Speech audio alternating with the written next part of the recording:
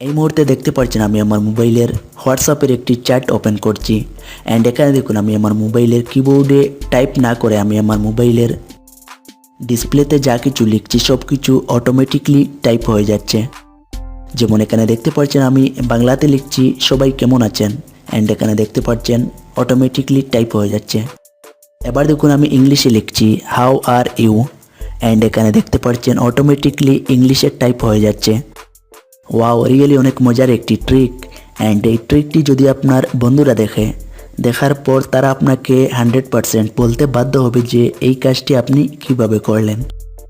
Video শুরু করার আগে আপনাদের সঙ্গে আরও একটি অ্যাপ শেয়ার করতে চাই। গাইজ, জঙ্গলি রামি হলো 30 মিলিয়ন প্লাস ব্যবহারকারীদের সাথে একটি অনলাইন রামি গেম এবং এটি ভারতে একটি লিগ্যাল গেম। আপনি বাস্তবে বিভিন্ন ধরনের রামি খেলে বিগ অ্যামাউন্ট জিততে পারেন। তাদের কাছে প্রচুর টুর্নামেন্টস রয়েছে, আপনি তাদের অ্যাপসে তা দেখতে পারেন। আপনি যে কোনো ফ্রি এন্ট্রি কিংবা পেইড টুর্নামেন্টে যোগ দিতে পারেন এবং নগদ জিততে পারেন। গত বছর আহমেদাবাদের কেতন মাকওয়ানা নামের একজন একটি টুর্নামেন্টে হন্ডাই i20 কার জিতেছেন এবং জঙ্গলি চ্যাম্পিয়ন কাপে তিনি রয়্যাল এনফিল্ড বুলেট জিতেছিলেন। কে বলেছে যে আপনি শুধুমাত্র একবার জঙ্গলি রামিতে জিততে পারবেন? আপনার স্কিলস অ্যান্ড হার্ডওয়ার্ক অবশ্যই আপনাকে বিগ জিততে দেবে।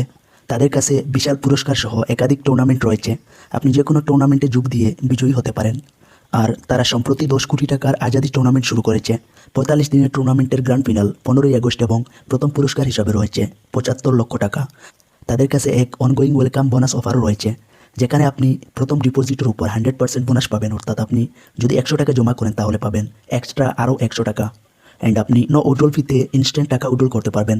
আর অ্যাপস থেকে জেতা টাকা উইথড্রল করার জন্য অবশ্যই KYC আপডেট করা প্রয়োজন। তো গাইজ, অ্যাপটি প্লে স্টোরে পাওয়া যাবে না, কারণ এখানে রিয়েল টাকার ব্যাপার রয়েছে। সো ভিডিও ডিসক্রিপশন বক্সে দেওয়া লিঙ্কে ক্লিক করে আপনারা এখান থেকে অ্যাপটিকে ডাউনলোড করতে পারেন।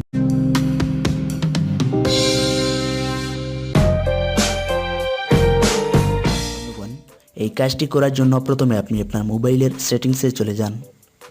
এবার আপনারা এখানে খুঁজে বের করুন কিবোর্ড অ্যান্ড ইনপুট মেথড।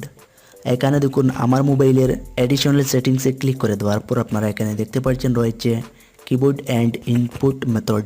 আপনারা জাস্ট এই সেটিংসটিতে একবার ক্লিক করুন। ক্লিক করার পর এখানে দেখুন আমার মোবাইলে ডিফল্ট কিবোর্ডে সেট করা রয়েছে জিবোর্ড।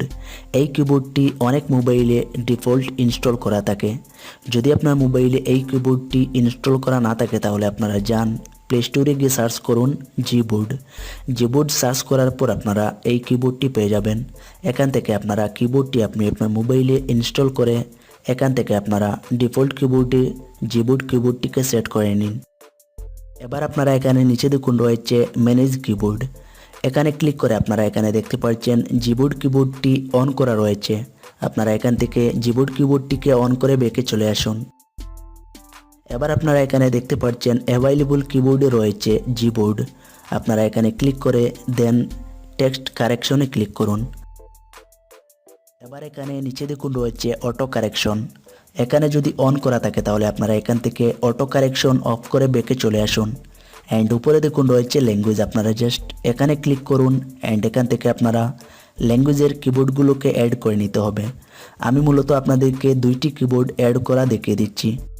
কিবোর্ডগুলো অ্যাড করার জন্য আপনারা জাস্ট অ্যাড কিবোর্ডে ক্লিক করুন অ্যান্ড এখানে দেখুন আমি বাংলা ইন্ডিয়াতে ক্লিক করে দিচ্ছি।